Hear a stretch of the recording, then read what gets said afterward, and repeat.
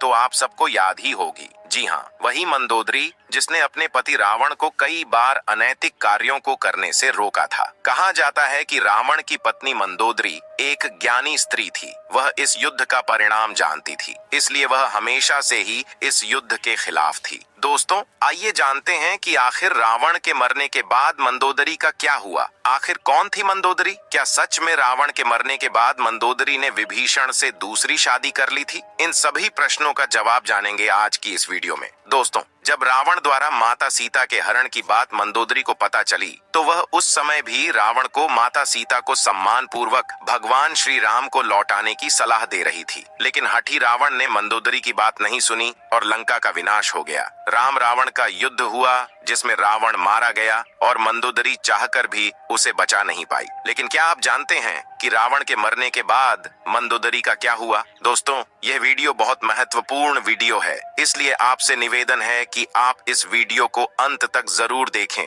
क्योंकि अधूरी जानकारी विष के समान होती है। साथ ही हमारे चैनल को सब्सक्राइब करके कमेंट में जय श्री राम अवश्य लिखें। तो दोस्तों, सबसे पहले बात करते हैं कि आखिर कौन थी मंदोदरी। हिंदू पुराणों में उल्लेखित एक कथा के मुताबिक मधुरा नाम की एक अप्सरा हुआ करती थी, जो भगवान शिव से काफी ज्यादा प्रभावित थी। इसलिए वह एक बार भगवान शिव से मिलने कैलाश पर्वत पर पहुंच गई। उस वक्त कैलाश पर्वत पर भगवान शिव अकेले थे और माता पार्वती कहीं गई हुई थी। कथा के मुताबिक भगवान शिव को कैलाश पर्वत पर अकेला पाकर अप्सरा मधुरा उन्हें लुभाने की कोशिश करने लगी। कुछ देर बाद जब देवी पार्वती कैलाश पर्वत पर आई, तो उन्होंने मधुरा के शरीर पर भगवान शिव का भस्म लगा हुआ पाया, जिसे देखकर माता पार्वती क्रोधित हो गई और क्रोध में आकर उन्होंने मथुरा को श्राप दे दिया कि तुम अगले 12 वर्ष तक मेढकी के रूप में जीवन व्यतीत करोगी। माता पार्वती का श्राप और क्रोध देखकर मधुरा डर गई और हाथ जोड़कर उनसे माफी मांगने लगी। जिसके बाद माता पार्वती ने उससे कहा कि सही समय आने पर तुम श्राप से मुक्त हो जाओगी। और जैसा कि माता पार्वती ने श्राप दिया था,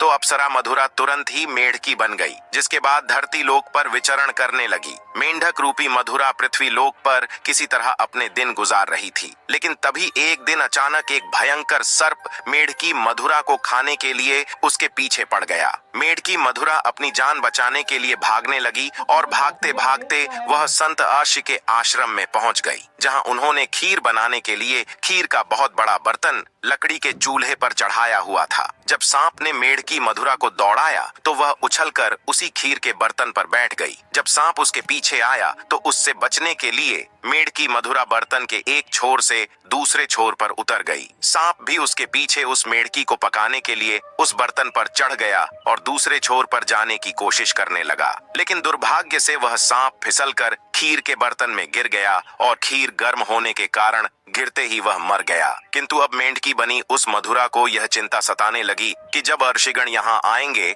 और वे यह खीर खाएंगे, तो जहरीले सांप की वजह से उनकी मृत्यु हो जाएगी। और मधुरा यह हरगिज नहीं चाहती थी कि उसकी वजह से सप्तऋषियों की जान जाए। इसलिए वह वहीं बैठकर अर्षियों का इंतजार करने लगी। जैसे ही अर्षि वहां आए, उनके सामने ही तुरंत खीर के बर्तन में वह कूद गई। अर्षियों ने उसे मेढकी को बर्तन में कूदते हुए देख लिया, इसलिए उन्होंने सोचा कि अब तो यह खीर खाने योग्य नहीं है, और उन्होंने खीर को वहीं फैला दिया। खीर फैलने पर उन्होंने देखा कि उस बर्तन में मेंढकी के अलावा एक सांप भी मरा हुआ है। ये देखकर सब अर्षि तुरंत समझ गए कि इस मेंढकी ने हम अर्षियों की जान बचाने के लिए अपने प्राणों का बलिदान दे दिया। मेंढकी के इस नेक काम को देखकर सभी अर्षियों ने अपनी शक्ति से उस मेंढकी को जीवित कर दिया और उसे कन्या का स्वरूप दे दिया, जिससे अब मधुरा मेंढकी से एक सुंदर कन्या बन गई। किंतु लोग समाज के डर से अर्षियों ने इस कन्या को अपने साथ नहीं रखा। उन्होंने महर्षि कश्यप के पुत्र मायासुर को बुलाकर उस कन्या को उन्हें सौंप दिया। मायासुर और उसकी पत्नी हेमा ने उस कन्या को पुत्री के रूप में गोद ले लिया। उन्होंने ही मथुरा का नाम बदलकर मंदोदरी रख दिया।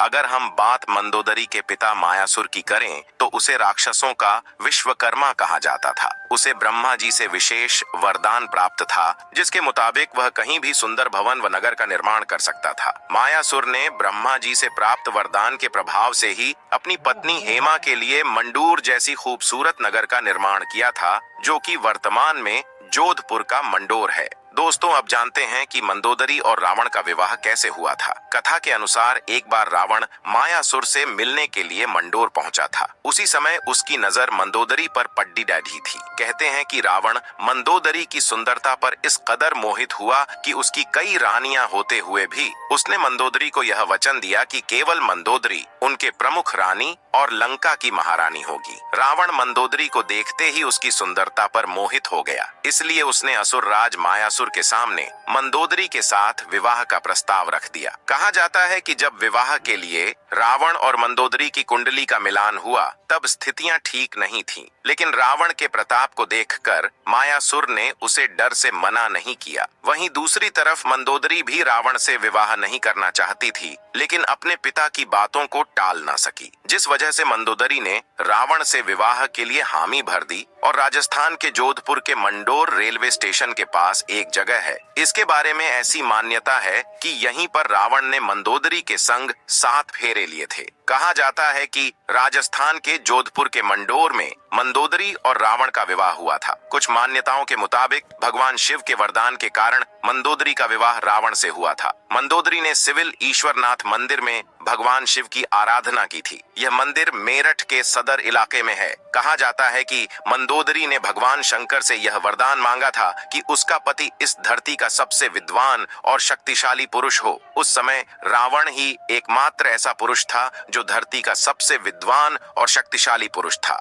को एक पतिव्रता नारी के रूप में वर्णित किया गया। वह मंदोदरी ही थी जिसने अपने पति रावण के मनोरंजन के लिए शतरंज के खेल का प्रारंभ किया था। रावण से विवाह के बाद मंदोदरी को रावण से मेघनाथ और अक्षय कुमार नामक 2 पुत्र भी हुए थे। जैन सूत्रों के मुताबिक श्री राम द्वारा रावण के वध के पीछे मंदोदरी का भी हाथ था। कहा जाता है कि रावण की मृत्यु एक दिव्य बाण से हो सकती थी और उस दिव्य बाण के बारे में रावण ने सिर्फ मंदोदरी को ही बताया था, लेकिन हनुमान जी ने बहुत ही चालाकी से अपनी बातों में फंसाकर मंदोदरी से इस बाण के बारे में जानकारी हासिल करके उसे चुरा लिया और इस बाण की मदद से प्रभु श्री राम ने रावण का वध कर दिया था। कहते हैं कि मंदोदरी अपने पति द्वारा किए गए बुरे कार्यों से अच्छी तरह परिचित थी। वह हमेशा रावण को यही सलाह देती थी कि बुराई के मार्ग को त्याग कर सत्य की शरण में आ जाए, लेकिन अपनी ताकत पर घमंड करने वाले रावण ने कभी मंदोदरी की बात को गंभीरता से नहीं लिया और उसका परिणाम तो आप सभी जानते ही हैं।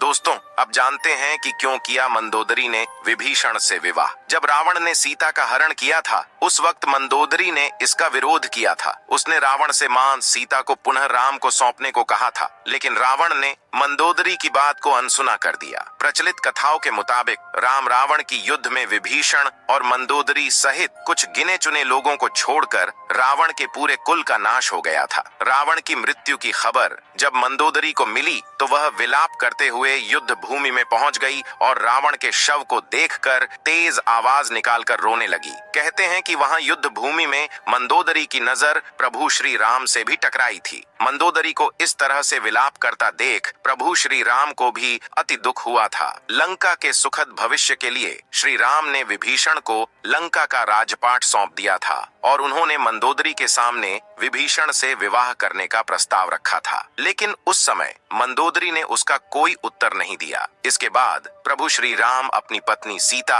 और भाई लक्ष्मण के साथ वापस अयोध्या लौट गए। वहीं दूसरी तरफ मंदोदरी ने रावण के वियोग में खुद को लंका के महल के एक कमरे में कैद कर लिया। बहुत दिनों तक इस कमरे में कैद रहने के बाद फिर वह बाहर निकली और उसने विभीषण से विवाह कर लिया, लेकिन कुछ विद्वान इस बात को सीधे तौर पर नकारते हैं। दरअसल इन विद्वानों के मुताबिक मंदोदरी पतिव्रता नारी थी, अपने पति के प्रति पूरी तरह से समर्पित थी। इतनी महान ज्ञानी और पतिव्रता नारी ऐसा निर्णय नहीं ले सकती। ऐसे में रावण की मृत्यु के बाद मंदोदरी का विभीषण से विवाह करना एक किंवदंती के अलावा और कुछ नहीं है। वैसे दोस्तों आपको क्या लगता है कि क्या मंदोदरी ने विभीषण से दूसरा विवाह किया था? कमेंट में जरूर बताइएगा। इस वीडियो में फिलहाल इतना ही उम्मीद है आपको आज की वीडियो पसंद आई होगी। अगर हाँ तो इस वीडियो को लाइक करें और हमारे चैनल को सब्सक्राइब करके कमेंट में हर हर महादेव जरूर